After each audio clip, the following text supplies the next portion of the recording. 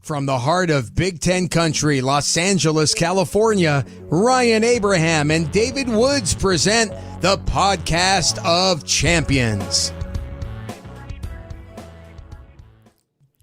Welcome, everyone, back to the Podcast of Champions. I'm David Woods from Bruin Report Online, the UCLA site on the 24/7 Sports Network. It happens once in a blue moon where I screw myself up doing that, and just now you saw it. And you did. And I'm Ryan Abraham from USCFootball.com, the USC site on the 24/7 Sports Network. And together we make the Podcast of Champions, talking all things Big Ten football. You would think this would be a great week for the Big Ten with the SEC playing a bunch of crappy teams, but it's not a great week for the Big Ten. But we got to talk about some fun games that happened in Week 11, and we'll preview Week 12. So we got a fun show for you today. If you want to email us your questions, we got a bunch of emails to get to. Big Ten Cast, all spelled out, at gmail.com. You can also call or text us at 424-532-0678. We got a voicemail to get to. I think a couple texts. You can tweet us at B1G Podcast. And then on Apple or Spotify, you can leave the Podcast of Champions a 5-star rating. On Apple, you can leave a review. And on Spotify, you can make a comment about an individual show. We do have a comment from Spotify. Do we have any new reviews? 2 reviews. Okay, go to your reviews and I'll... From Actually Midwest Nice, Champions of the West. I've enjoyed discovering this podcast over the last month or two. Realignment has been strange for everyone, but I, for one, welcome our friends from California and appreciate the view from the left coast. Keep it rolling, gents. That was actually just a very sweet review. That is very nice. Yeah. And then we have one from Artsy Bruin 100. Yay, party! This podcast gets 5 stars because it is hosted by a fellow Daily Bruin alumni, which means he's probably lit right now while sports reporting, as we all were. It also gets 5 stars because for the first time, I can pregame at my apartment in Culver City and Uber to a UCLA football game.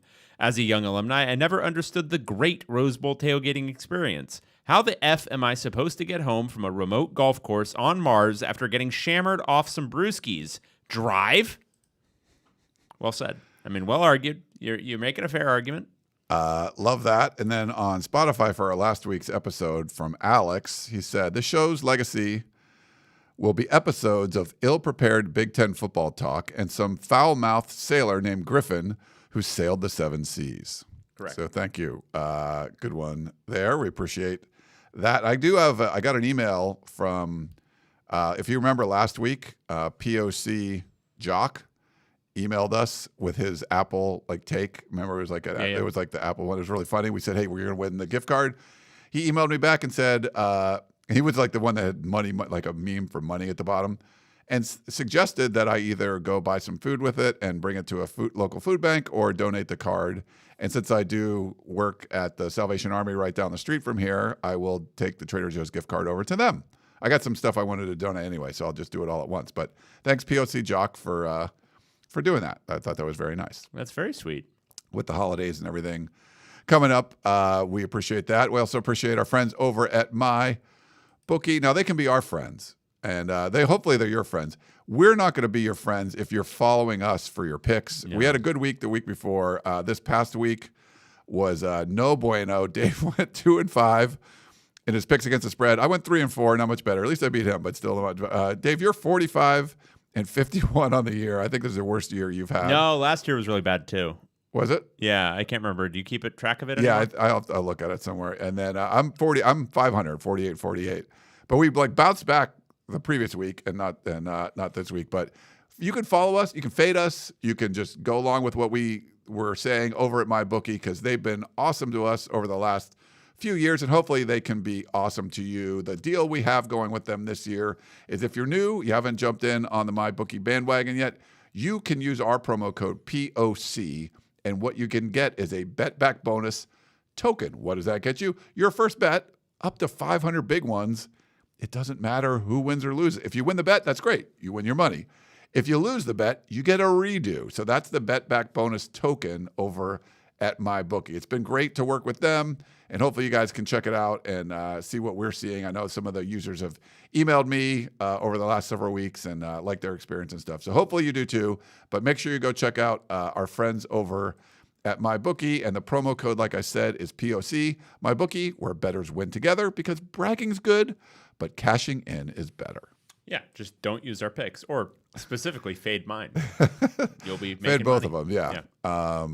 We got some people. So we're live on YouTube right now, and if you're chatting it up in the chat box, I can put them up on the screen. Chris is very excited for the simulcast that David doesn't like.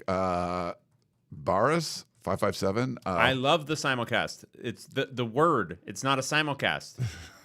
They love it. It's a simulcast.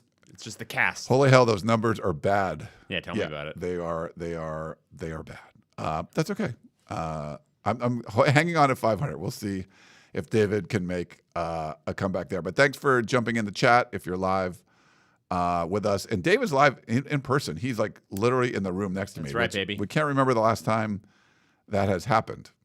We can't. I think it was at least a month and a half ago. Yeah, it's been a while. Because you were in the desert for several weeks. I did. Yeah, I did a few weeks out there. I was there. I got back late last night doing some work out there. So, yeah, it's not easy to go back and forth from there. But, man, I left late last night, and I made it from Cathedral City to Hermosa Beach in an hour and 56 minutes. I was very happy, like under 2 hours door to door. Look at you. So, yeah, that's pretty cool. Sometimes it could take a really long time. But, all right, so we got all the games we're going to recap. I know Dave watched every minute of every one. Every single minute of every He went single over one. my power rankings that I redid this week, and fine-tooth comb, so I think they're going to be perfect. And we got to perfectly go through all the games. We got a bunch of bye weeks and stuff, and then we'll preview Week 12. Should we just jump in? Let's jump right David? in. The water's nice. I'm almost feeling bad that I've been doing this for the last month or so, but this is, this might change this week. It's a good bet. It could have changed, but man, it's been a good bet. The number 18 team is Penn State Nittany Lions. I mean, they haven't won a Big Ten game So yet, true. but two other teams haven't either. And they were playing our number 2 team, Indiana Hoosiers. Hey, folks. I'm from Indiana. But oh so close to being Oh, my top God. half in the Big Ten in our power rankings. if they would have beat Indiana, the Killer Signetti. we would have moved them up. Indiana pulled this one out, but if you didn't watch this one, Indiana probably should have lost. Yes. They won 27-24. They had to score on a touchdown with how many seconds left? Was it like 15 seconds left? 36 seconds left. 36 seconds left. This insane throw from Fernando Mendoza where he's getting hit, basically his back foot, like just kind of launching it. And Omar Cooper comes down with it in the back of the end zone. And it's, if you haven't seen a replay of it, like the footwork that it took to do this is the kind of body control that is, like, if people ask me, like, what's the big difference between, like, NFL level athletes and like other people, and it's like, it's not really the speed, though obviously they're faster, and it's not really that stuff. It's the insane body control. Yeah. Like what they can do where it's just like, oh, they're moving at normal speed when everyone else looks like they're in slow motion, like, and they can just manipulate. Like what he was able to do with his feet there was crazy. The one toe looked like they were like, oh, they call it a touchdown. And they're like, oh, his other toe hit out of bounds first. And it's like just hovering above the white line. And just, yeah, that Nuts. was one of the best catches you're going to see. And the unfortunate thing is it overshadowed what was a really impressive effort from Penn State. They've had so little to hang their hat on this year, but like their defense in this game, the pressure they were able to get on Indiana, that Indiana offensive line, in my opinion, is one of the best in the country. And Penn State, finally, that defensive line really showed up. They messed them up. Yeah, they were. This team is still got great athletes all over the place. Yeah, they're they a just haven't zombie. put it together at They're all a this zombie year. team. Yeah. Yeah, and they almost did it in this game. I don't think it's any prediction for the future. I think it's easy to actually get up for a top 10 team at home. Yeah. And it's a lot harder to get up for, what's going to be this weekend. But I thought it was impressive in both respects. I thought Penn State looked really impressive, and what they were able to do to Indiana was wow. And then Indiana there was going to be a game like this. They had one earlier against Iowa, and now they had another one of you got to gut this one out. You've got to find a way, because that's what the playoffs are going to be for Indiana. It's not going to be winning by 36 or 60 or whatever it is. It'll be like those games. It'll be these games, and you've got to make plays when it counts. You got to make plays when you're uncomfortable. You got to make plays when the other team is beating your offensive line like a gong, and they were able to do it at the end of this game. So that's impressive. Now, Indiana's probably going to be in a position where it might be hosting if they even play in the first round, but they've got this one in their toolbox now. Another impressive win on the road and a gut check game. Mark says, was Gus Johnson's call fake emotion or real? Fake, and I thought it was a horrible call. He got I think I texted you. I'm like, this is bad. Like, he was just like, it was like losing his voice. I'm just like, oh my God, this is just. Well, he was obviously trying to change his pitch. Like, he was trying to go as high as possible, and it was just like, this doesn't sound like anything like what a normal person would sound like. And it's just, he's become a caricature of himself. Like, everyone who's a UCLA person, at least, remembers his Gonzaga call, and that felt natural. It felt in the moment. It felt of a piece with what that game was. And it feels like building on that, which kind of built his rep in a lot of ways, it's just been constant, like, pursuit of a similar call, and it's just, it gets so outlandish. But I thought it was like a bad call. I thought it kind of actually was awkward for the moment, more than any kind of like great thing. Yeah, it just didn't feel natural or right or whatever. But I that was one of my notes too. The pressure Penn State got was insane. It made it really difficult. And right before the half, Penn State fumbled, and it could have been. I felt like that was a killer for them. And then to credit to Penn State, it was 20-7. Indiana, and if you remember the game the previous week, it was I think Indiana and Maryland, and it was like 20-10 Indiana, and like Maryland just scored, and then Indiana went on a tear, and it was like 41-10 before you could blink. It went from 20-7 to 24-20, and just Penn State was in control of this game. And like I said, without that fumble before the half, like it could have been even closer than that. And then of course the final drive, and Mendoza was like fighting for his life. Just, nothing came. It wasn't an easy drive. That was difficult. Obviously, the degree of difficulty of that catch was insane. So gutty win for Indiana, and just a gut punch for Penn State. They shouldn't be the 18th team. They're not, but they haven't won a Big Ten game yet. So yeah, and it's not like they look great in the non-conference either. But as far as like, just results. I mean, what are you going to do? So. Eric says, El Gordo says, Chris went 0-7 last week. I didn't do much better. Chris, I'm not sure who Chris is talking about, but. Gorham. Oh, did he go 0-7? Yes. Must have. Yeah. Did he put his picks out there? I don't know. Maybe. All right. Well, that was a big one. Crazy game. This was not as crazy.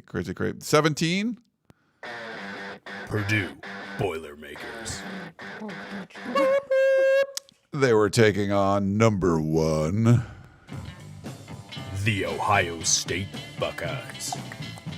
Oh, we didn't get the cover for Indiana. No, we definitely don't. Yeah. You know what? Ohio State's a good team. Mm-hmm. But you know who's a great team? Purdue. That's right. They covered. That's right, baby. Because they covered. They lost 34-10. But you know what the line was on this sucker, everyone? Do you know? It was Purdue given 30.5 points, getting 30.5 points, I should say. We knew the mighty Boilermakers were going to make mincemeat of that line, and they went out and did it. Yeah. They beat that spread by 6 points, baby. Purdue actually led in this game. They were up 3-0. Yes.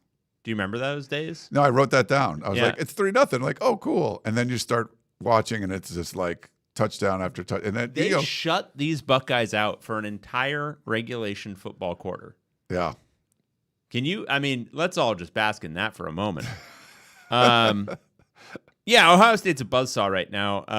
They're exceptional, and they didn't really have to do a whole lot in this game. And It didn't seem like they were really trying to do a whole lot, especially in the second half.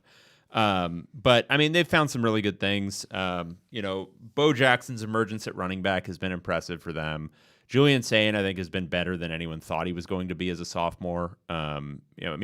This was just he threw an interception in this game, and it was just his 4th of the year in 9 games. So Really impressive stuff. Jeremiah Smith's obviously a freak. The interesting note here is that Carnell Tate didn't play for Ohio State, and it's uncertain what his status is for UCLA this weekend. So obviously, a lot of money would be coming in on the Bruins there. Yes, on the money line if there's no Tate.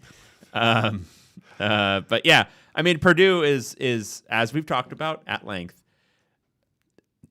Okay, no, they were actually just terrible in this game. But sometimes they've looked okay, and that's the Purdue football season. They did cover 2-10, epitaph. Sometimes they looked okay. This was one of the more unique Big Ten weekends for me because, one, I got to cover a game on Friday night, and then I was able to watch a lot of football on Saturday. Two, ESPN and YouTube TV still haven't figured out their shit. So, sorry, Griffin. Wow. So, sorry, Griffin, only 20 minutes into the show. Yeah. So I was just basically getting all the Big Ten games. And this was one I would like. I don't think it was the main one I was looking at the time. I forget what time it was, but I was like, oh, okay. And then, but every time you look over, like, well, shouldn't Purdue have the ball now? Like, Ohio State just scored. Like, why does Ohio State have the ball again? It was just one of those things. It was 3-0. It was great. Then it was 24-3 at the half. Purdue had 186 yards. So that's not going to win you a lot of games. But yeah, Ohio State's a buzzsaw. Purdue, enough to cover, but not enough to do much else. But we got that one right. We didn't get a lot right this week, but that was one we did. And we're like hanging on for dear life. Okay, number 16. Michigan State Spartans. Charge! They're going to buy. Thank God for Michigan State fans. I don't know how much more Michigan State football they can take. Yeah, that was no bueno. Okay, number 15 we got. Wisconsin Badgers. And they were hosting number 10. Washington Huskies. I didn't watch a lot of this one, David. How much did we win the cover? Did Washington cover? What were they were favored by 10.5. Did they cover? I didn't see this one. So about that. If I told you pregame that Wisconsin was going to have 48 passing yards and their leading passer would, in fact, in addition to that fact, right, they're 48 passing yards and their leading passer would indeed be their punter with half of those passing yards. How much would you have said Washington will win this game by? Yeah, like in the 30s or something like that. Yeah. So the interesting thing about that is that Washington, in fact, lost this football game by 3 points. I'm still not clear entirely on how it happened. So Wisconsin's defense this year has at times looked playable. Like they've at times been okay.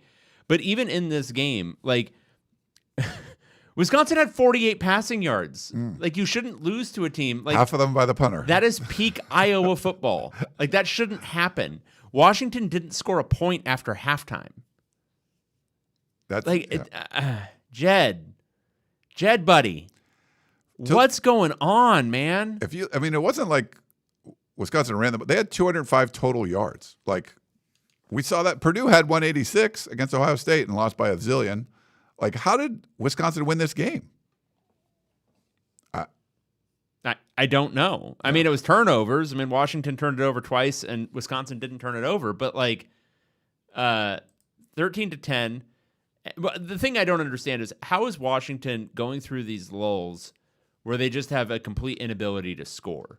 Because they had it against Ohio State, they now had it against Wisconsin, and they had it against Michigan, where they've just looked horrible offensively. And then they'll have these moments where they're, gangbusters, Illinois, Rutgers, so on and so forth. And it wasn't like DeMond Williams was bad. It was just receivers not getting open downfield, having to take a lot of checkdowns, having to run the ball a ton, blanketed. And it's just, at a certain point, I'm like, okay, yes, all the guys could just be suddenly bad in certain situations. Or are your route concepts terrible? Did you not put in a good game plan? Are you lazy in your game planning? Like, what's going on at the coaching level?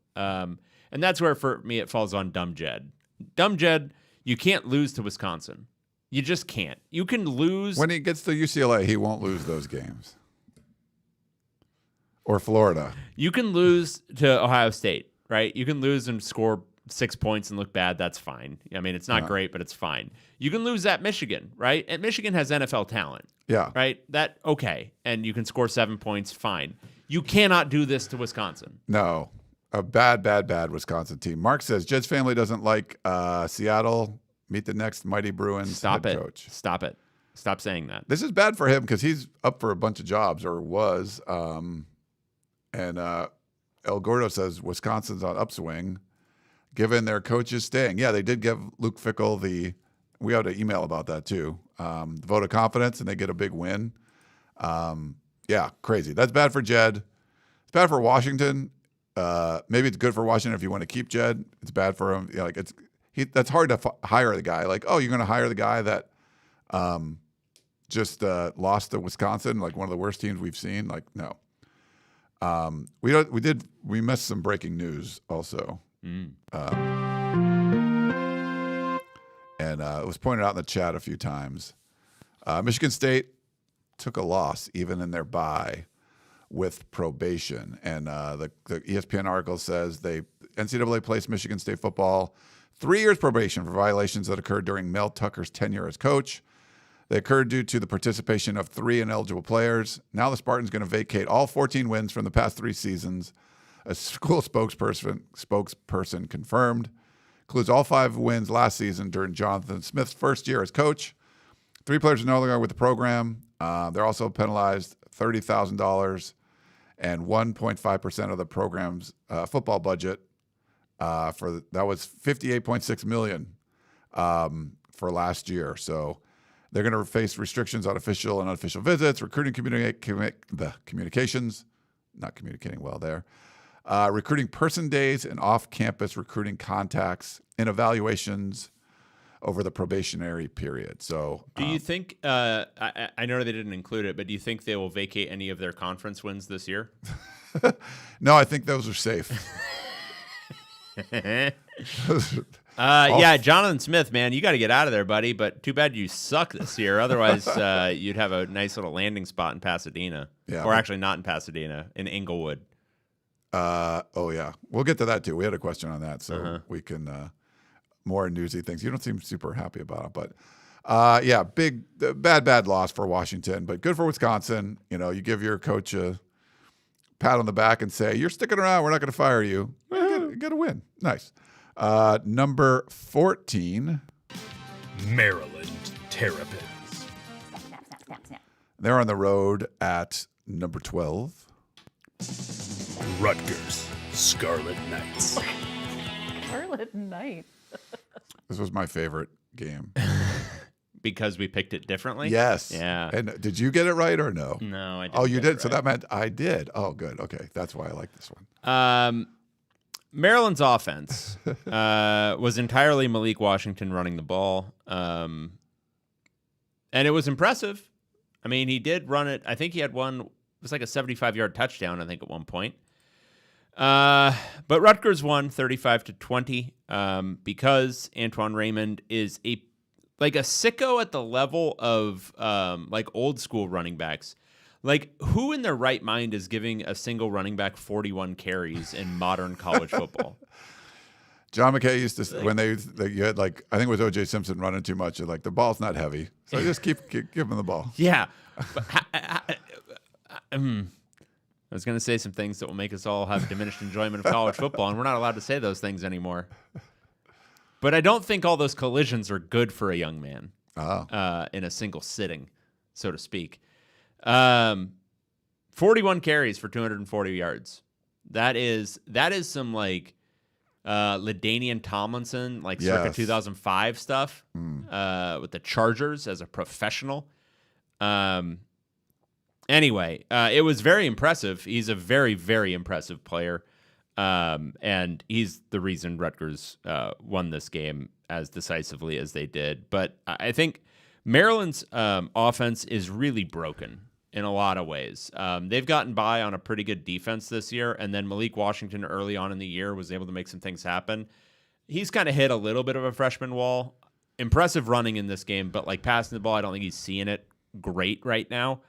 And, you know, Rutgers, I still don't think they're very good. I think they are just, you know, a little bit irresponsible with their usage of Antoine Raymond, and that paid off in this game. And I will say, Maryland's defense, very strong at the beginning of the year, not strong in this game at all. No, they've lost 5 straight, have the Terps. They were 4-0 or 5-0 or something, and they lost 5 in a row.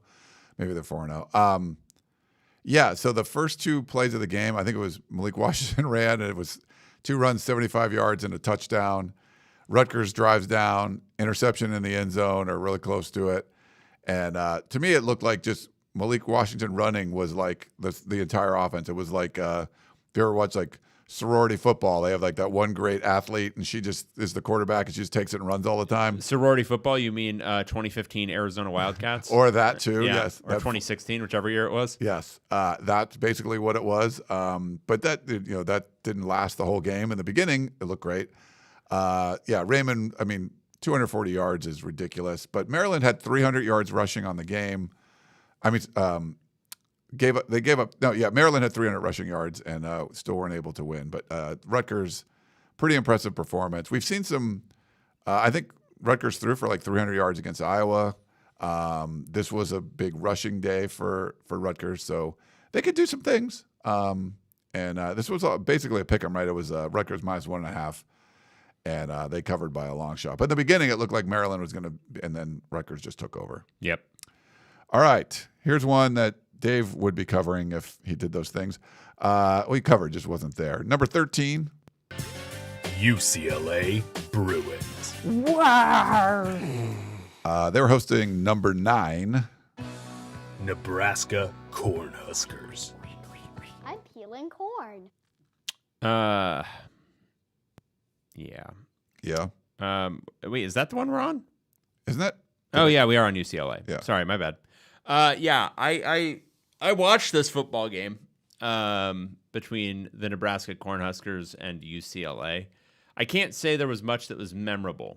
Mostly because it involved Nebraska just kind of stepping on UCLA over and over, and UCLA just kind of whimpering a little bit until the end of the game when Matt Rule got kind of stupid. They were trying to like run out the clock. It felt like in the third quarter, and it was maybe a little early for that in a 3-touchdown game.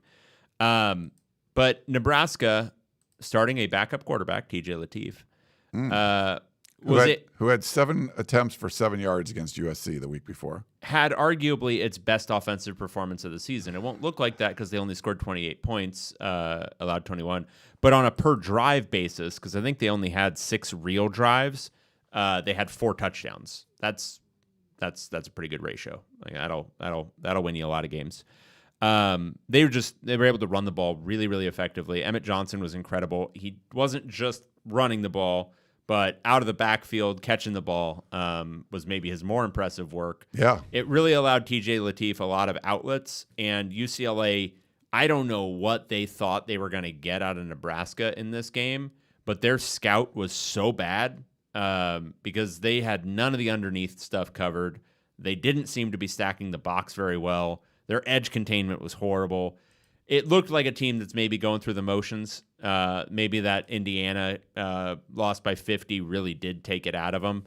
But yeah, they looked horrible defensively. Offensively, I thought UCLA actually, again, you have to look at it on a per drive basis. They were fine. You know, they had like 7 drives, scored 21 points. That's okay. 3 points per drive is, that's you can do numbers doing that. Nico Iamaleava was the UCLA offense in this game. And if you watched, my big takeaway for UCLA is, look, it's a bad team having a bad year. But Nico, if you can get him back for next year and you wanted to build around him, I think you can. Like toughness-wise, competitive fire, all that kind of stuff. He checks all those boxes. Like to be on a terrible team and still willing to take hit after hit after hit, and not just like standing in the pocket and taking sacks, but like running downfield and delivering hits, like hitting linebackers and doing all that. He's really impressed me this year with his toughness, especially in a losing effort. Like if he was the guy a lot of people said he was coming out of Tennessee, he would have quit on this year. Yeah. Like there's no reason for him to be taking hits on this team or quiet quit, Like, oh, my ankle is hurt. Yeah. Send the backup in there. Yeah. He's not doing that. Tough kid. I think you can build around that. But there's not much else on this UCLA team you can build around. I think they're playing out the string, and I wouldn't be surprised if it's a 3-9 finish here. Got to watch a lot of this because it was like the night game, and again, it was so funny, David, to watch the horrible weather in so many games. You're watching Oregon at Iowa; it's like a torrential downpour. You see Indiana and Penn State, it's just like bad weather. And you got this one, and it was like beautiful evening in Pasadena at the Rose Bowl, RIP. But just, one of those things where it's just like, okay, this is great. And I saw, TJ Lateef last week, and he just, deer in headlights kind of thing. For a week prep, pretty impressive that they were able to get him as comfortable as he looked. Some of those swing passes were not just like, it's not like you're just dumping it off. Like, they looked like he was hitting guys in stride. I thought he did a really nice touch on it. Emmett Johnson is the first ever Nebraska Cornhusker running back to have 100 yards rushing and 100 yards receiving. So props to him. He played well the game I saw against USC, and then obviously played really well in this one. It was a good comeback by UCLA. It was 28-7 or whatever, and then come back. I don't think it was that close, but Nebraska controlled a lot of this one, and great bounce back for the Cornhuskers. I mean, knowing your star quarterback's out, I thought they played well, especially on the road. All right. Next up, we have number 11. Northwestern Wildcats. And they were at number 4. USC Trojans.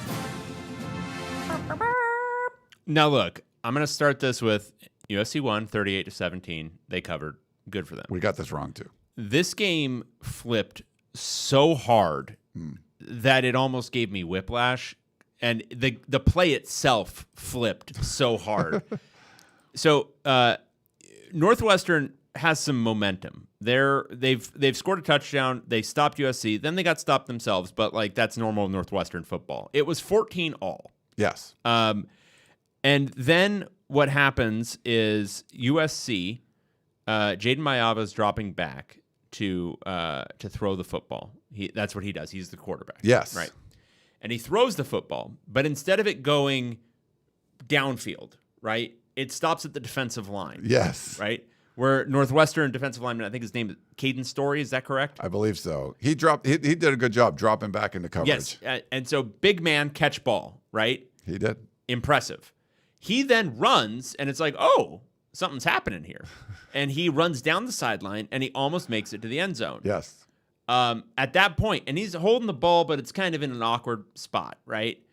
Jaden Mayava comes flying in, puts his helmet like perfectly on his arm, which big men, for whatever reason, when they're holding the football, it's like it's got grease on it.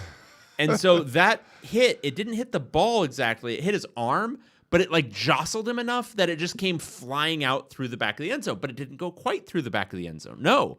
One Northwestern player gets there, but then again, it's like something's going wrong with the body mechanics. And this is the difference between NFL players and guys who are going to be future accountants. Let's remember that. And he like tries to throw it back into the end zone, but instead he kind of like, I don't know, like just tips it up. Yeah. And then I think he was out. celebrating too, and then he realized I got to jump on this ball, and then was all discombobulated. So it went from a swing that should have been, touchdown Northwestern. Should have been 21-14 Northwestern. And instead, 3 plays later, it was USC, 21-14. Yeah, instead USC got the ball, I think, a little bit further ahead of where they had been. No, I because think it was they were like 5 yards worse. Oh, 5 yards worse because it was 25. But King Miller ran for 55 yards on the next play. On literally the next play. And it's like, huh. And honestly, you could see it in the Northwestern defense on that King Miller touchdown run where it was like they were entirely demoralized after that. Like, suddenly all out of their gaps, completely discombobulated. And it's those things that, like, look, was I rooting hard for Northwestern at that point? But that was so college football. Everything about that sequence, because it's like the high of all this and then like the low, and like they're feeling it so much that you can literally see on the field, this next play is going to go for a long distance because they look like their soul just got ripped out. Yeah. And that was really the story of the rest of the game. Like, I mean, USC was like not a whole lot better in the second half than they were in the first, but I think Northwestern got its heart ripped out immediately, and then they were playing from behind, and they are not a team to play from behind. Yeah, that was tough. And last 2 weeks, USC's defense has only given up 3 points in each of the second halves. So but that first half, they looked like they were going to be. They could have given up a ton. Yeah, and then I think Northwestern lost the will to live. Yeah, that was. And then the other weird play was USC ran a fake punt with Sam Heward, if you remember, former 5-star quarterback. He's been wearing. So our Shotgun Spratling saw this on the sidelines like a month ago, that their third-string quarterback was wearing the punter's number. So he officially changed his number to 80, the same number as Sam Johnson, USC's punter. And so we're like, okay, they're going to run a fake punt with this guy. And I didn't even look into like the rules or how that would work. Oh, that it's a blatant cheat, you mean? It's not a blatant cheat. It's a pretty blatant cheat. No, so Lincoln Riley addressed it yesterday, say that they didn't break any rules. So that I could. Oh, okay. Well, Lincoln Riley said it, so of course they're fine. My understanding of the rule, because I heard Bruce Feldman wrote about this, and Mike Pereira said no, they were saying that there was illegal play. So the way the understanding was that you can't have the same number in the same position. And even though Sam Heward lined up as punter, he didn't punt, he threw a pass. No, but he lined up as the punter. What should have been a penalty then was every single punt that followed. Unless someone else punted, yeah. Yeah, right. Every single other punt, unless that guy... There was only 2 punts, and one of them was from midfield, so there would have been a 15-yard penalty, and then it wouldn't have impacted the game. But he still would have had to punt, and so then does it become infinite penalties? Does he continue to get penalized every time he lines up there? I think it's only one, But yeah, so the fourth down conversion would have stood because you can do that. But and the announcers didn't know. They were talking about this for Adam Amin, who used to be the broadcast partner with Brock Heward, was like, "Oh my God, I'm going to get roasted for this because we didn't." They couldn't wrap their heads around it having been Sam Heward for the longest time. Yes. Their spotter did not do a great job there. I think we got to settle on this though, Ryan. Yeah. We have to applaud Lincoln Riley, like using every inch of the rule book, every gram of his energy to beat Northwestern. Like, you have to admire that heart of a champion. They should have used it at a different game. No. I mean, they needed every inch of this to beat Northwestern, and you have to respect that, right? Yeah. You got to respect somebody who's willing to stretch every rule to win these kinds of games, these important championship level games. No, Riley's not the likable sort. So we get it. Like, he gets a lot of crap for this, but that was pretty innovative to have that happen. And USC doesn't have names on their jerseys. If Land Danning did this, you'd be like, that was pretty amazing. I agree. It is very innovative to cheat this blatantly. Yeah, it's really impressive. Yeah, it's pretty cool. Hey, we have a super chat I forgot to mention a little bit before. El Gordo, $1.99.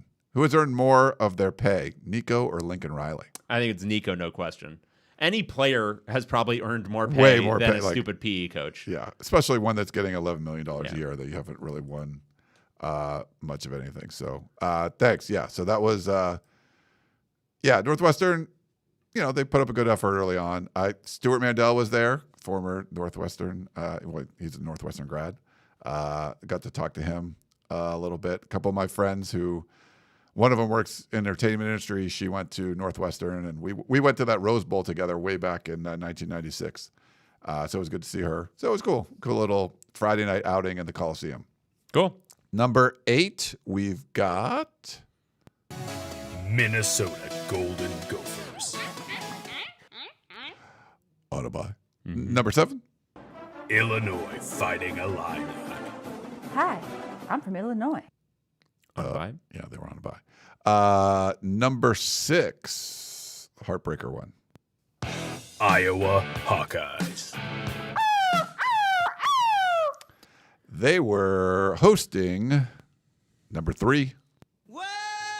Oregon Ducks. We both got this one right, I think. This was one we got right. Yeah, we did. Yeah, woo. Iowa covered. 6.5 is a lot of points for Iowa. It was.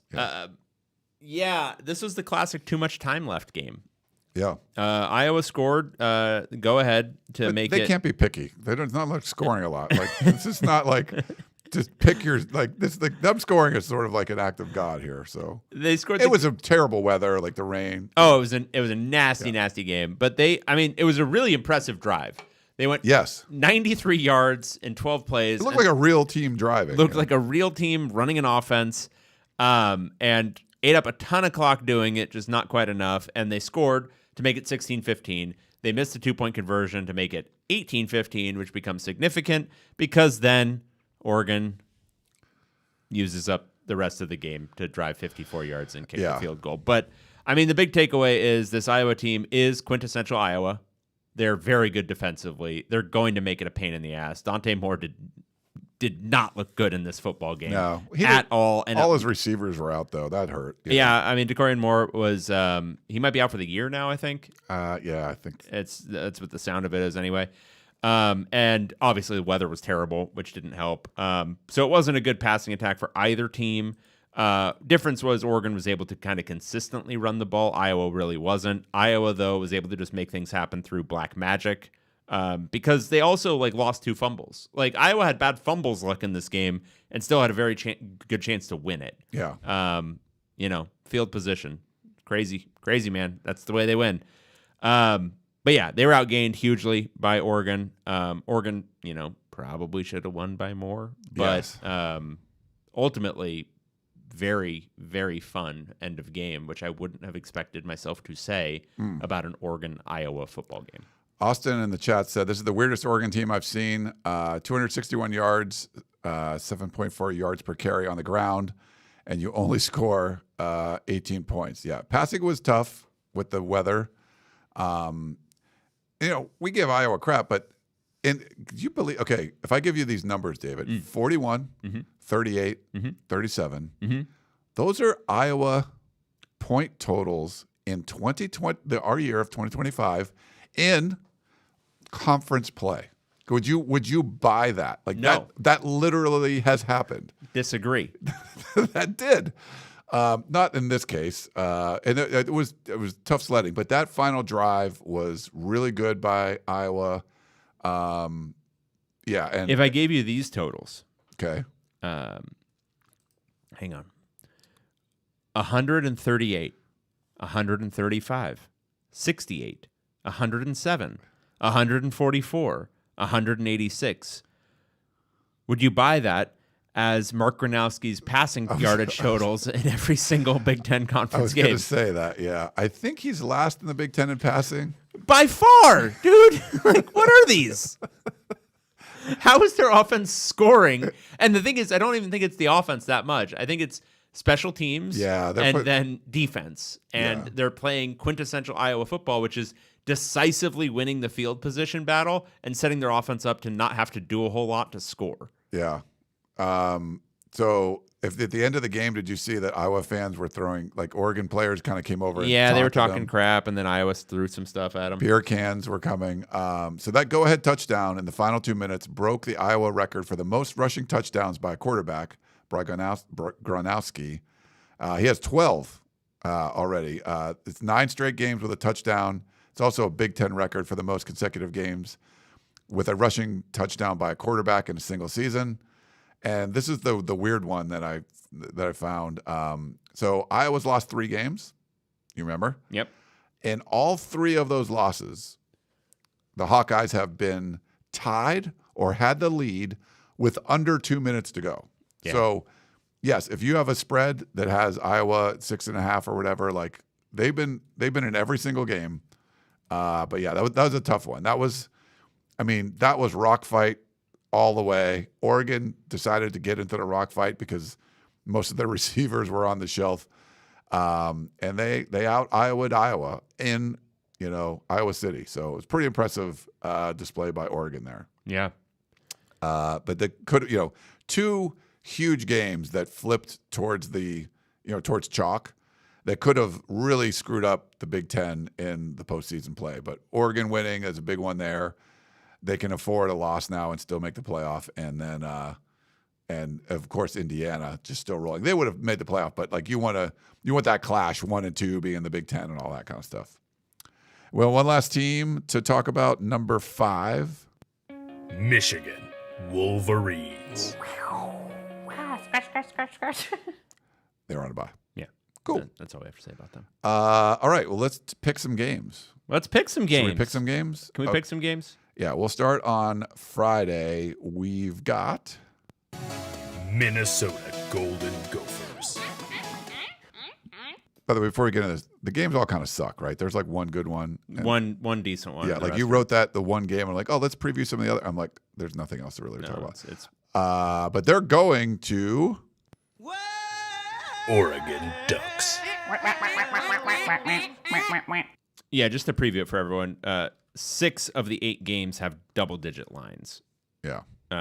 It's not going to be a good weekend. And the other 2 have touchdown lines, but yeah. Yeah, and one of them is Penn State and Michigan State, which nobody wants to watch. Minnesota at number 8, Oregon. Number 8, Oregon is still pretty banged up as far as I know. Minnesota isn't good. The thing is, so Oregon. So this is 6 p.m. On Big Fox. Minnesota at number 8, Oregon. Oregon's a 25.5 point favorite. Yeah. It's the 25.5 points I'm having trouble with because I don't think Minnesota's good, and I don't think they're in any danger of winning this game. But I also Oregon could have trouble scoring. Yeah. Receiver trouble and all that kind of stuff. So I'm just going to take Minnesota because it's a lot of points. But I still think they lose by probably 3 touchdowns. Yeah. I'm going to do the same. I think the last big spread Oregon had, it wasn't that big this past game, right? What was the Oregon spread for Iowa? That was 6.5. 6.5. But they were favored by 31.5 against Wisconsin. They couldn't cover that. I think they're going to run the ball and be effective, but I think they're going to, I don't think Oregon's throwing the ball over the field with all the dudes out. I don't know who's coming back, but I think it was the top 4 receivers are out. So, yeah, give me Minnesota, and I know it's going to be a tough trip and everything, but I'll take all those points. We just haven't seen Oregon cover a massive spread like this in a while. Yeah, agreed. All right, let's go to our Saturday games. We got a couple 9 a.m.ers. We'll start with Wisconsin Badgers. their feel-good period's probably going to end. Going to Indiana Hoosiers. Hey, folks. I'm from Indiana. 9 a.m. on the Big Ten Network. Wisconsin traveling to number 2, Indiana. Indiana's a 29.5 point favorite. Kurt Cignetti's going to be out for blood in this game. yeah. The number at which I would not take Indiana is somewhere in the high 30s. This is 100% Indiana. I think they're going to want to make a statement after struggling with Penn State, and it's going to be a bloodbath. Yeah, I mean, Wisconsin got that bump. And I think it's just going to, Yeah. Well, I think they got the benefit of playing Down. against dumb Jedd Fisch. Yeah, and now you're going to play against Killer Cignetti. You're going to play against this. I really wanted to take. He knows the score. He gets the women. Cignetti kills. I wanted to take the points, but I can't. It just, I'm going to sleep better at night knowing if Indiana plays with their food and doesn't cover. I'm like, okay, but I would feel really terrible when I would take Wisconsin plus 29.5 and it's 55-3 or something, which I think is very possible. 100%. All right, let's go on. We got the number 18 team ranked in the country. Michigan Wolverines. Scratch. And this is a home game, but it's going to be in Wrigley Field, everybody. They're taking on Northwestern Wildcats. 9 a.m. on Big Fox, number 18, Michigan at Northwestern. Northwestern is an 11.5 point home dog, home being, Wrigley Field, where I'm sure there's going to be a heavy amount of Michigan fan. I don't see this really as a home game for Northwestern, which is why I think I would pick them if it was actually at Northwestern, because I think these teams are do I do it anyway? No, I watched too much of Northwestern USC. Give me Michigan. Yeah. God, I don't like agreeing with you on all these things since you're really bad at this, but I'm going to take Michigan as well. Coming off the bye week, Northwestern had the trip out west. There's an early game. Wrigley Field, we have a picture of the stadium. I was talking to people about it, and they really enjoy. It's a fun place to play. You can get a little bit of an atmosphere there, but you're not going to get that at Wrigley Field. There's probably going to be more, Michigan fans and stuff going. So yeah, I don't like Michigan covering spreads like double-digit spreads, but you know what? Should I switch it? Screw it. I'll switch it. Do it. Live your truth. Northwestern. Give me Northwestern. Yeah, Michigan's not that good. I mean, they're good. Like, their offense isn't that good. So we'll see if Northwestern has a little spark. But I got to go different than you too, because you're not very good at this. No other reason besides that. So take whatever you want. Let's go number. Are they number 21? Mm-hmm. Okay, Allegedly. Wow, number 21. Iowa Hawkeyes. And they're at number 17. USC Trojans. 12:30 p.m. on the Big Ten Network. Number 21 Iowa at number 17 USC. USC is a 6.5-point home favorite. Ryan, can I interest you in a list of all of the games that Iowa has lost this year by more than 6 points? Yes, I would like. I have plenty of time, so go through the whole list. All right. No, not that one. Not that one. 20 minus 15 is 5. It's none. Yeah. And all right, so would you say, if you had to just say, right, like just gut instinct, are Indiana and Oregon better than USC or worse? They're better. Oh, okay. Because they lost to Indiana by 5. Yes. And they lost to Oregon. We talked about this game. Remember it? They lost by 2. Yes. And USC's not as good as they are. They are not. You got Iowa? I got to go Iowa here. All and right. I don't know why. Like, the thing is, once again, as I've made clear about my Big Ten knowledge, I don't know why Iowa wins football games, and I don't know why Northwestern wins football games. It doesn't make any sense to me. As it's like speaking a different language, right? Yes. We grew up, we cut our teeth speaking Pac-12, right? Score a lot of points, win game. And it's not even that. It's score a lot of points or be excellent on defense. But like Iowa and Northwestern, they're doing this like black magic-y thing where it's like, we're just going to win field position. We're going to tilt the field. And somehow that's going to result in you not scoring anything and us maybe accumulating between 3 and 7 safeties in this game. And that's what happens. So I'm going to say they bring that energy to USC. You know, it's first, it's going to be Big Ten weather here in sunny Southern California. It will be raining. It will be cold. Cold for us is 65. But true. Yeah. Freezing. Iowa will come in and make those Trojans howl by losing by 2. Okay. Yeah. I've been awful at picking USC. So I'm 500 in Big Ten. I'm way worse picking USC this year. My gut says same thing. Iowa's every game, like I told you. 2 minutes left in the game, and every loss they've been in the lead or tied. And this should be a close game. But what USC does well, and they do it well at home, is they can really score points and throw the football. And I feel like this could be one of those games that if you're not, Oregon couldn't take advantage of that because all the receivers were out. I don't know. The Indiana game, very impressive, what Iowa was able to do. But I think USC is going to score. So I'm going to, if you can get a lead on a team like Iowa and it's like 14-0, then now what do? You sort of put them in a bad spot. Now that's the hard part to get to. You can't fumble the opening kickoff, all the stupid shit that happens, sorry, Griffin, when it's going to be some slog as opposed to, you just want to be cruising down the 405 with nobody, no traffic there. That's what USC needs to do. I kind of think it's going to happen. My gut says definitely pick Iowa. But I like going against you, and I'm just going to take USC and lay the 6.5. Can I give you all the games that Iowa has allowed more than 28 points this year? Yeah, there aren't any of those either. Okay. Yeah, good. I don't need to do. But this could be. I think this really could be. Yeah, do you know the worst passing offense? One of the worst in the nation is Iowa. But they got top 5 scoring defense, top 5 passing defense. Yeah, and Again, quarterback running the ball. We'll see. Okay. Let's move on. We've got, where's the number? They're not ranked this right now?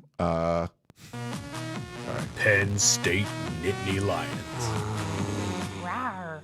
On the road at Michigan State Spartans. Charge.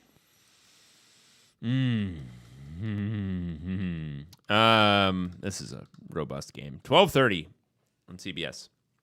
Penn State at Michigan State. Michigan State is a 7.5 point home dog to, again, Penn State. Penn State is where in our power rankings?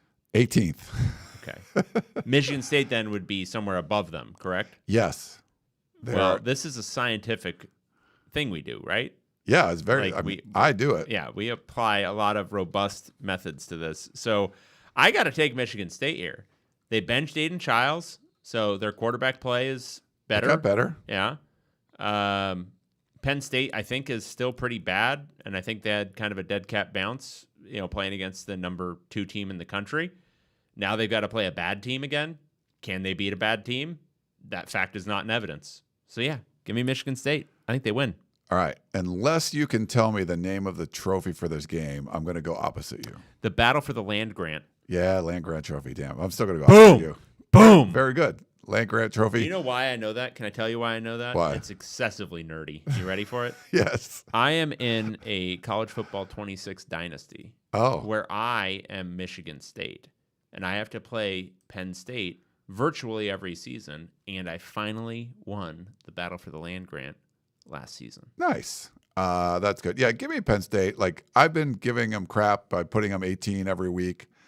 I think this is the week they kind of get it right, and they win the game. So I'm going to, even though it's 7.5, I don't like the hook there, but I'm just going to take Penn State, just go with my gut, and say the Nittany Lions get off the schneid and win a game. We got another super chat.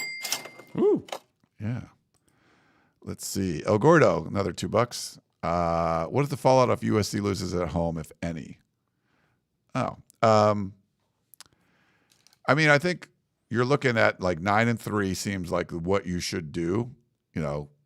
Beat Iowa, beat UCLA. You're going to be big favorites in both those games, and lose at Oregon. Like 9-3 seems like that's where you should be at this point. So 8-4, we felt like that's probably where you should have been from the beginning of the season. But as it went along, you're like, okay, it's going to be better than that. So 9-3, I think you feel pretty good about it. 8-4, I just think it would leave a worse taste in your mouth. I don't think there's any fallout. It's just you felt like you were going to be 9-3, and you end up 8-4. Yeah. That would be my take on it. I don't think Lincoln Riley's in any danger or anything. I did a radio show today, and like they were saying, like, oh, he's on the hot seat or something? And I'm like, I don't think. Even if USC wanted to fire him, I mean, they're going to win at least 8 games, right? Like, I mean, I guess they could go 7-5, but most likely 8 or 9 games. Yeah, I think UCLA is dead in the water, so I don't think there's any chance of 7 anymore. So what are you going to, and this is not, even if you wanted to, this is the worst time to like try to hire somebody because there's so many other things. It just seems weird to me. Like, I don't know where that came from, but.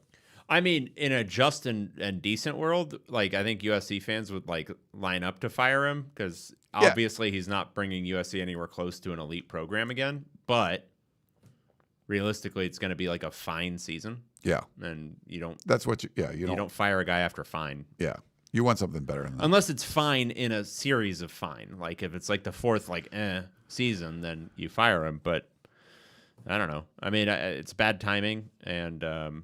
They're not bad enough. Yeah.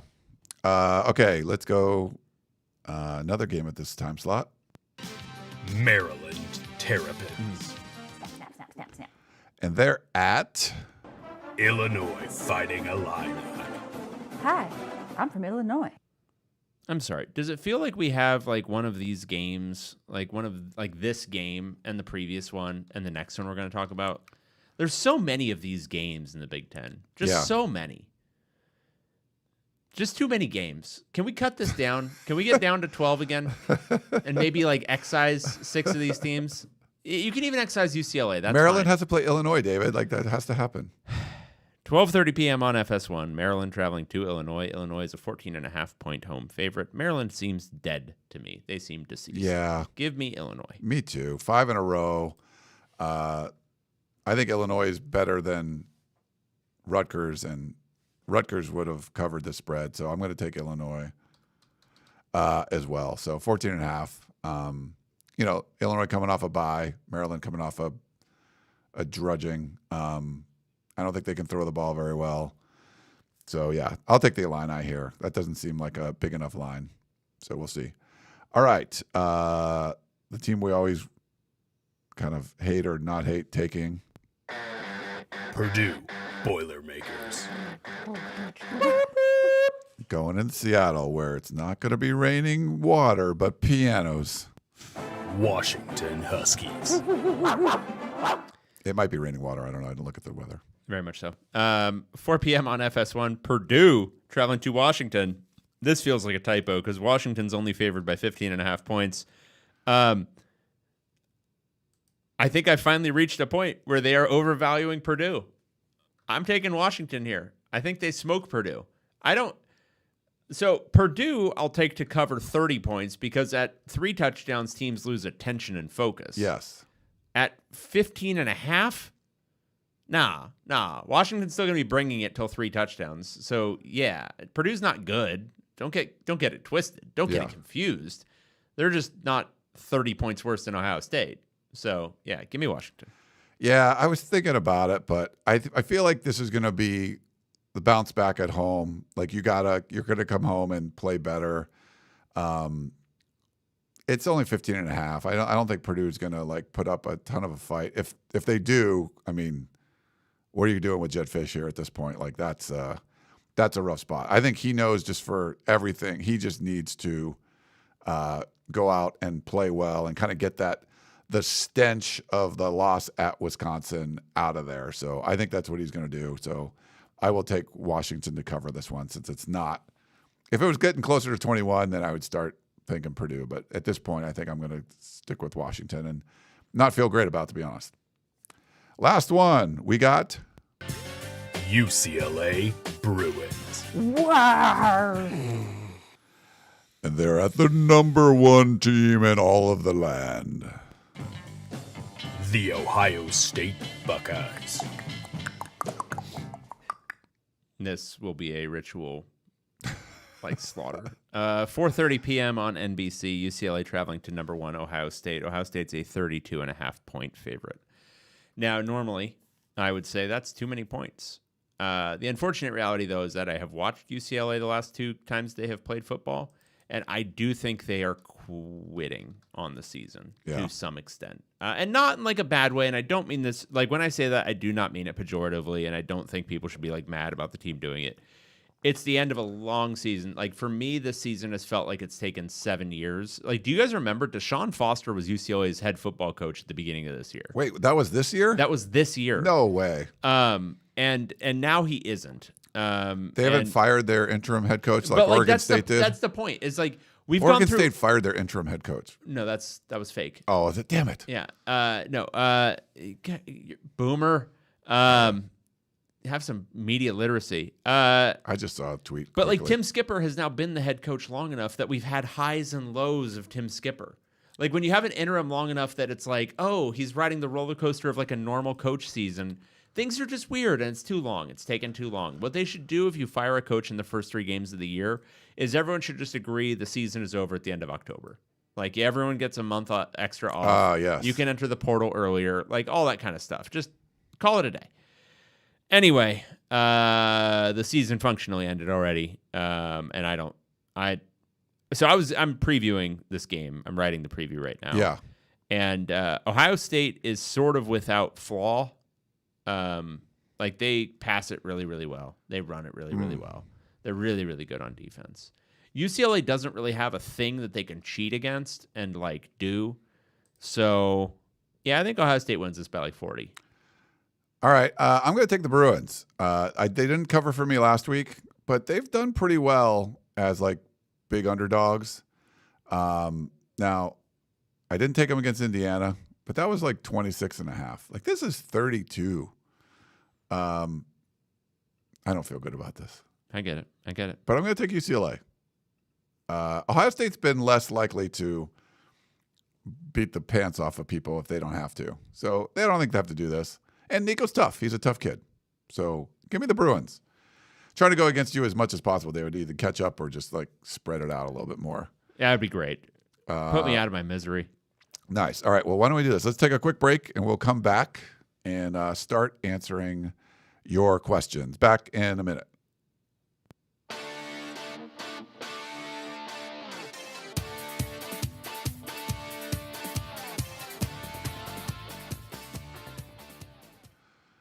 All right, like an hour and 5 minutes into this one, we got a voicemail, David.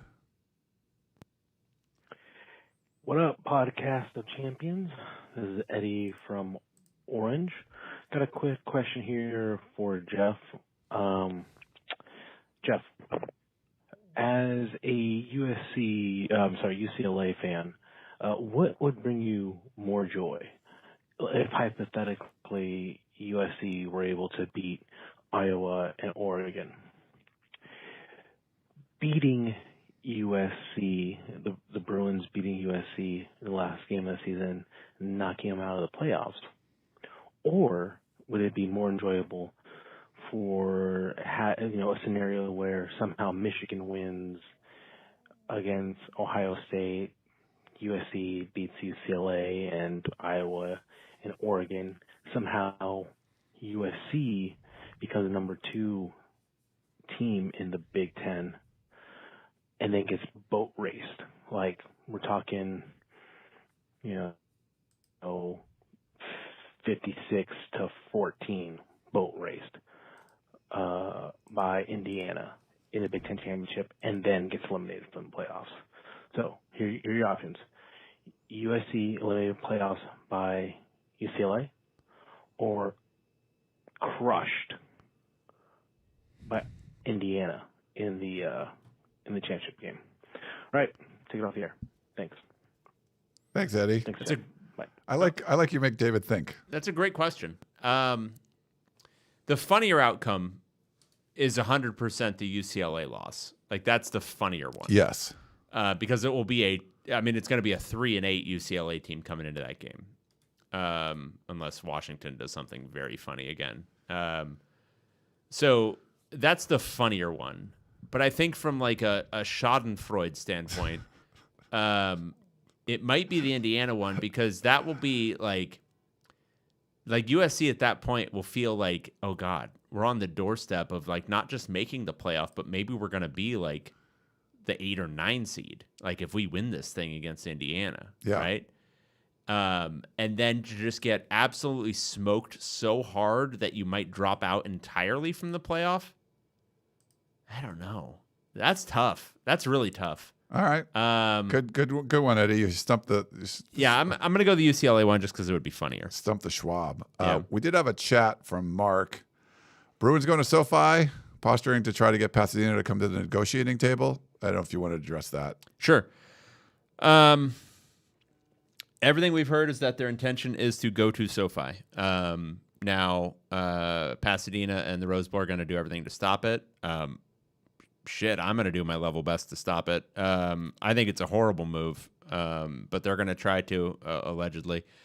I think it's really, really, really a continuation of what I think is a complete and utter disregard for the actual fans who still go to games. Because, like, I was flipping the whole narrative about UCLA fans on its head the other day, because I often do this, because only 35,000 people show up to the games, right?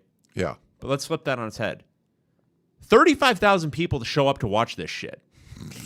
Like, why? It's been 25 years of absolute dog shit misery. Sorry, Griffin. And they show up to Pasadena to watch this stuff and to party on a golf course, right? Like, that's why people go to UCLA games, because they're tailgating. There's an iron core of probably about, 15,000 season ticket holders, somewhere in that range, 10 to 15,000 probably, who are still doing it and still continue to do it, even though the teams are bad, they're never good, and there's very little hope for things getting better. And what you do by moving to SoFi is you tell all of those people, hey, go fuck yourself. Again, sorry, Griffin. We don't care about you at all. Like, we don't care about your, like, the shared enjoyment you get out of going to football games is this tailgating experience. Yeah, there's not going to be one at SoFi. We do not care about you. Like, you can tailgate behind your car for like 4 feet on asphalt. And that's what you get. And it's just like, you have so little as a UCLA like football institution. Like, you have so little to hang your hat on. And I'm not a Rose Bowl guy. Like, you know this. I don't genuflect at the altar of like, oh God, the granddaddy of them all. It's not that. You don't even go. I don't care. Like, I really don't care. And if there was an on-campus option, I would take that in a heartbeat. If there was a closer option that made sense, that was like 4 miles away, that also had tailgating and all that kind of stuff, I would take it in a heartbeat. But this isn't that. It's an NFL stadium that's also very far from campus and very far as like somebody driving through LA. Like, anybody who's driven to SoFi knows how hard it is to get in and out on a game day. And you're telling all these people who are in it for this, for the tailgating, that they don't matter. Like, this doesn't matter. And they're going to, I mean, the reality is, I think it's easy to estimate that they'll lose 40 to 50% of their season ticket sales if they try to do this. Wow. Maybe gain back some small percentage, but it won't be everyone they lose. You'll lose more than you will get. lose quite a bit more than you get. Because there's some people don't want to go there because it's one road in and all that stuff. You know, I get it, but I don't know if you're gaining a lot by going there. Well, what they think they're gaining is revenue. They think they're gaining year-over-year revenue, not just pure financials, because they're going to have to pay out some major damages, I would imagine. But they're gaining revenue because they'll get luxury box. Because there's two different things going on here. One, UCLA signed a bad 30-year lease with the Rose Bowl. Like, it is a bad deal. They don't get much, if any, luxury box revenue. Rose Bowl doesn't even have that much. It's an outdated stadium. There's a lot of problems with the Rose Bowl. I don't mean to like say the Rose Bowl's been great here. They need to do some major renovations, and they probably... UCLA did a bad job playing hardball with them last time around, I think, feeling like they didn't have options, even though everyone and their mother knew 11 years ago that LA was going to be getting some NFL teams very soon. They didn't leverage that at all, and they're reaping that right now. But SoFi isn't the answer. SoFi is an opportunity to continue to leverage the Rose Bowl and make the Rose Bowl do all the things that they've said they're going to do, you know, put $100 million into a reno and do all that kind of stuff. That's an opportunity for that. But I mean, the reality is that this is, I think, more short-term thinking from short-term thinkers at UCLA, not thinking about the long-term ramifications of, again, just continuing to screw over your existing fans for the potential of future fans and for corporate donations. Like, they want luxury box revenue, suites revenue, so they can get more of it at SoFi and screw the common fan because, oh, they don't come to games anyway. Why don't they come to games? Because you've been fucking them for years. Like, not just with all of the fan experience stuff, with parking fees, with, you know, all these different restrictions on different things, but you've put out a bad product for 10 years. Put a better product out there. Look, I know what the Rose Bowl looks like when UCLA is good. It's nearly full. 70,000 plus people go to the games. That was the Jim Mora era. Like, people say, oh, well, if they win, it doesn't matter where they play. Exactly. So why not continue to do it at the place where the existing season ticket holders still like to go? Yeah.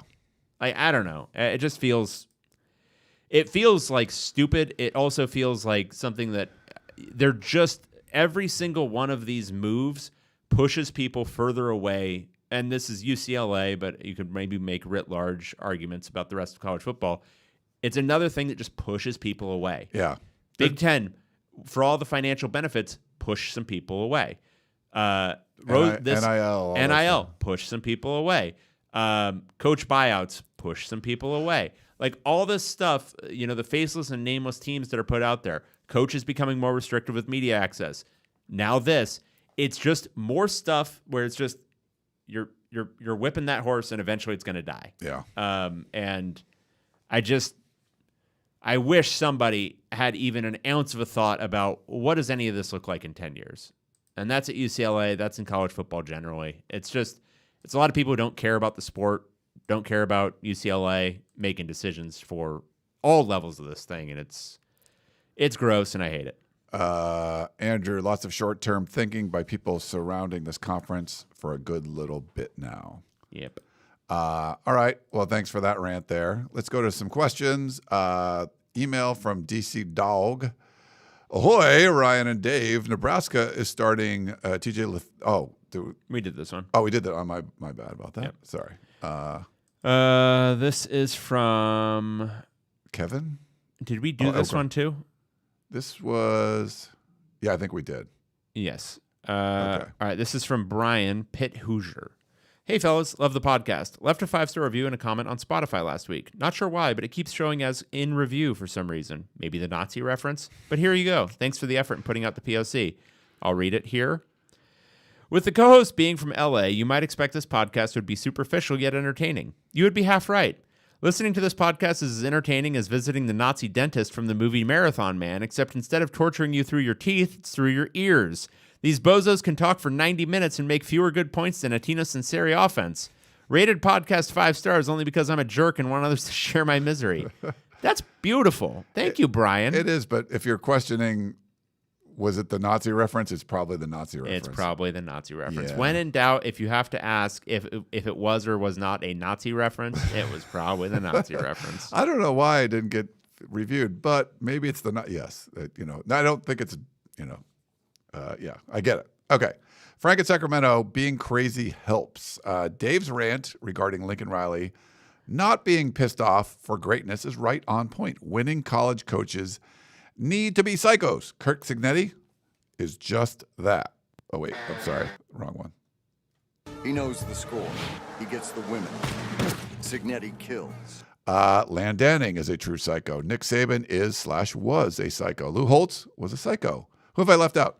Can you name a true psycho college coach who ever got fired? There's probably been some. Yeah, I'm sure there are. But yeah, you want to be a psycho. Yeah, you definitely want to be a psycho. This is from Boatwagon 1. Fickle.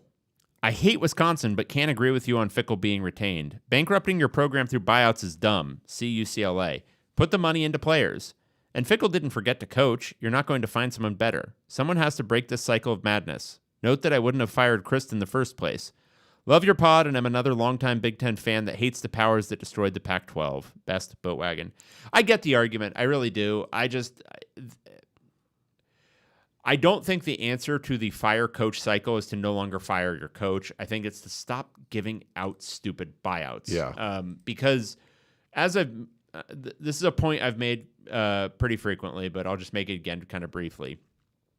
When your program isn't doing well, the thing that keeps fan engagement is firing and blowing out your coach. Like it's part of the reality of the cycles of college football.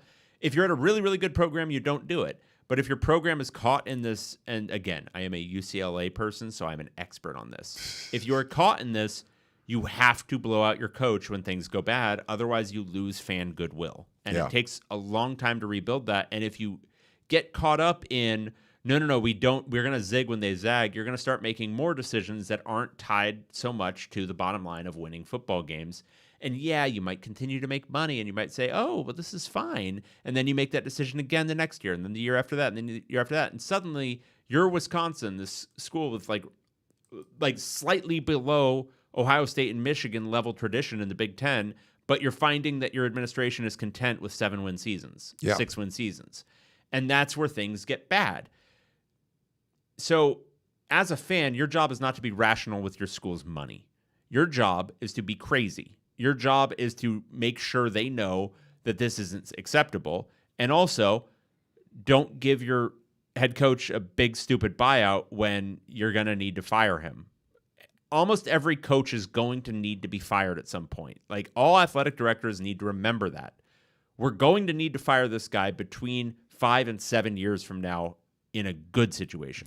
Like, we might need to fire him in the next 3 years. Yeah. Don't cripple your ability to do that. And so, yeah, I hear what you're saying, and I do think like some rational thought applied to all this. But in modern college football, holding fans' attention, you have to do this. Like, when things have gone horribly, you have to fire your coach. There's no way around it that will actually preserve, the level of interest that you need to continue to sustain NIL and donations and all that kind of stuff. Let's go to Thomas. He says, concrete thinking. Greetings, my fellow alums. I've spent the last month mulling over whether to write in as I waited to find out if I indeed would win the annual POC Survivor Pool. Lucky for you both, no sooner had I fallen from contention that word began to leak out that the Brain Trust at the Morgan Center was trying to move UCLA's football games out of the Rose Bowl. Like David, of course, I think UCLA playing home games in SoFi Stadium would be a disaster for the program. As I've alluded to previously, our esteemed athletic director no doubt has mapped out how to sell the financial upside of such a move to the people that pay a salary. I could regale you at length about what I think those are, but David would no doubt characterize them as, quote, speculative. For those who are not members of the UC retirement system, however, take heart. If you're wondering why UCLA does not simply build an on-campus stadium, there is, in fact, a very concrete reason. In its 1990 long-range capital plan, UCLA adopted a hard cap on the number of vehicle trips to Westwood's campus at 139,000 per day. That number is, coincidentally, just less than double the capacity of a 70,000-seat stadium. There's some ambiguity as to whether or not this number can be changed unilaterally by the university or whether it was agreed to as a consent decree with local homeowner associations. While this might seem like an arcane point to bring up, it's important to remember that this means the campus as a whole does not have the physical infrastructure to handle an event the size of a Big Ten football game. Hell, we couldn't manage to retain the LA Times Festival of Books on an otherwise empty April weekend. In fact, the best option for UCLA football outside the Rose Bowl would be going back to the University Park 2. He's talking about the Coliseum. Crazy though it may sound, USC would no doubt welcome having a roommate to help split the cost of living in its posh new digs at the Coliseum. Playing near a large university would also fuel a more collegiate environment than a sterile NFL tomb like SoFi. And just in case Martin Jarmon himself is listening, you could actually ride the light rail from LAX to Exposition Park for a whopping $1.75. As close as SoFi is to the airport as the crow flies, it's still a 45-minute walk to the LA Transit Center, lest you want to pay Dodger Stadium expensive parking prices.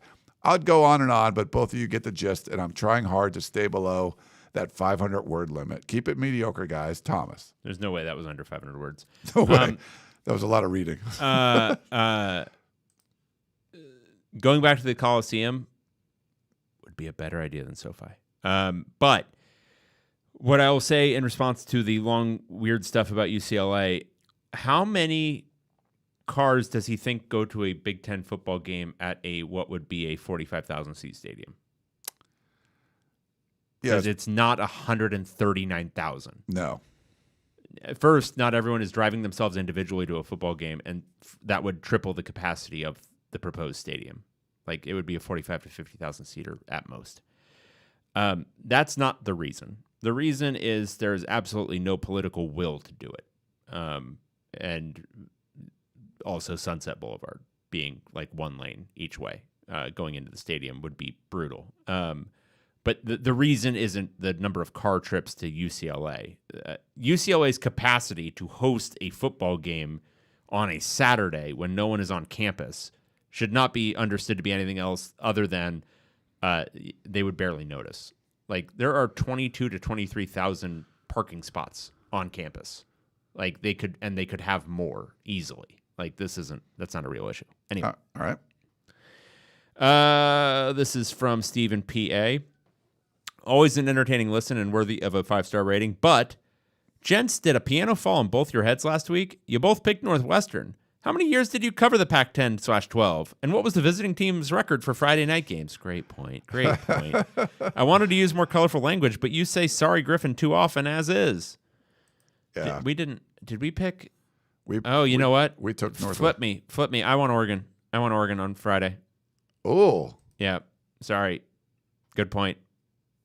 Friday night game. Yeah. Should we do it? Yeah, I'm taking Oregon. All right, let's flip it. Okay, fine. You know what? No, screw it. You're staying with Minnesota? Yeah, I'll just stick with them. Fuck it. Yeah. Yeah, sorry, Griffin. Appreciate that. Okay. Matthew, for the survivor pool, we lost 2 people. So we got our top 3. And we're going to give something special to the number 1. But the top 3 will all get a gift card and from Trader Joe's. And then we'll do number 1, either get a second one or we'll do something else for them. But the winners picked Nebraska, Ohio State, and USC. And the one loser picked UCLA. UCLA's knocked out most of the people in this pool. And someone didn't pick. I think it was the one week I left the survivor pool link out of it. So maybe it's my fault. But yeah, so I guess this week's going to be fairly easy for Matthew's saying, but then it's going to get harder. Penn State's still available, so you could pick them this week. I think everyone has Penn State available, so we might get a bunch of Penn State ones. So if there's another Penn State upset. But thanks, Matthew, for tabulating all those things. Okay, cool. Yeah. Is it West Texas Mike? Yes. All right, this is from West Texas Mike, the new Rose Bowl Classics. Sup, gentlemen. All right, with UCLA doing what it does best, flinging and wallowing around in their own watery diarrhea, it looks like it's going to be up to us to come together to save our beloved Rose Bowl. So remove them tarps, boys, as here are a few matchups that I think would draw a few sold-out crowds for that 2026 fall calendar. Week 1, 2004 Cal versus 2004 Michigan to make up for Cal getting snubbed that year. Would you have Aaron Rodgers out there for 2004 Cal? Was he on 2000? Yeah, he was 2004. I think it was, yeah. Week 2, 2005 USC versus 2005 Texas. A rematch, except this time there are no Ting twins and no 4th and 2 Stark. Week 3, Jedd Fisch versus Falling Pianos. Probably a rout. Week 4, Troy Taylor's chauvinist 19th century belligerent treatment of female employees versus Mike Price's insatiable lust for Southern strippers. Week 5, Matt Rule versus wasted timeouts. Week 6, the UCLA administration versus David Woods' Cassandra-esque subtweets about the sinking ship that was UCLA football under Chip Kelly. Week 7, Kyle Whittingham versus the availability report. Week 8, Brian Kelly's scissor lift versus DJ Durkin's spring practice. That one got dark. Week 9, Lincoln Riley's self-discipline versus Lincoln Riley and his bag of old trick plays. Week 10, the rematch of rematches, Oregon State's 16 consecutive running plays versus Dan Lanning's 4th down hubris. Week 11, Deshaun Foster versus public speaking. Week 12, banned on the field versus the fake Pac-12 ref and ensuing brawl. That was also involving UCLA. Week 13, rivalry week. Can't you hear the bell ringing? Whiny-ass USC fans versus the cold, dead body of Paul D. Championship Saturday. A game we'll preview this week. Lincoln Riley's dismissive concept of defense versus Kirk Ferentz intransigent loathing for offense. Ooh. Love it. Good Intransigent. stuff. Great word. That's another good one. We've had some good ones today. Thank you, West Texas Mike, for that. We got something to watch in the chat. Yeah, I was going to pull that up. Wow. Hugo says, first, thank you, Hugo. He says, finally off work and logging on to watch. This is for 2 of the hardest working Big Ten journalists. I'm actually starting this from the beginning, so I have to wait forever for your reactions. Fight on and keep it mediocre. Oh, Hugo, you are the man. I cleaned up your typos for you. I know why? Because that's the service $19.99 provides. I can do that in real time. Sometimes I read the typos because I'm being a dick. But not this time for you, Hugo. Way to go, Hugo. Thanks so much for that. This is from POC Professor. David, did you know that giraffes are 30 times more likely to get hit by lightning than people? 30 times? Seems a lot. That is a lot. I guess because they're taller than some trees and stuff. And I don't know if they know not to, do they get off the golf course when it's raining, like thunderstorms? Yeah, do they know enough to get out of the weather? That for sure, but also is it a multiples as you get higher and higher? I think so. Is it a multiplier more than it is additive? It must be, right? Yeah. I would think so. Just you don't want that single thing sticking out and their neck sticks out. Yeah. Yeah. Wow, very interesting. Thank you, POC Professor. Yeah. Never see that. Never see the giraffe get struck by lightning. Yeah. All right, this is POC Jock. POC Cower ranking. Ryan and David, your Big Ten power rankings is too mainstream. It's not on brand for the POC. You should rebrand to the Big Ten Cower ranking and use this soundbite. Oh, we don't know what the soundbite is. Let me listen to it. I'm going to listen to it. Okay. It's teeth chattering. Okay. Yeah. Cower rankings. How does that work? Cowering, meaning to hunch yourself over in fear. I'm thinking, right? So So is Penn State like number 1, or I'm not? I don't know. Yeah, it's a tough one. Well, we can think about it. We can workshop this. We can work with this. Yeah. Okay. Maybe he can give us some more clarification of what he's thinking. That's true. But That's true. we like it. I like Teach Johnner. We can get that one in there. All right. Well, this should wrap it up. It's like dark out. It feels like it's 9 p.m. It does feel like it's I 9 hate p.m. this. Yeah, I don't like it. Do you not like it? Do the people, Midwestern people, like this? Is it like? Isn't this what it's like all the time? Is it? Yeah, I don't know. I don't like it at all. Yeah. Well, that's going to wrap things up. For David Woods, I am Ryan Abraham. Hope you guys enjoyed our show, and we will talk to you next time. Goodbye.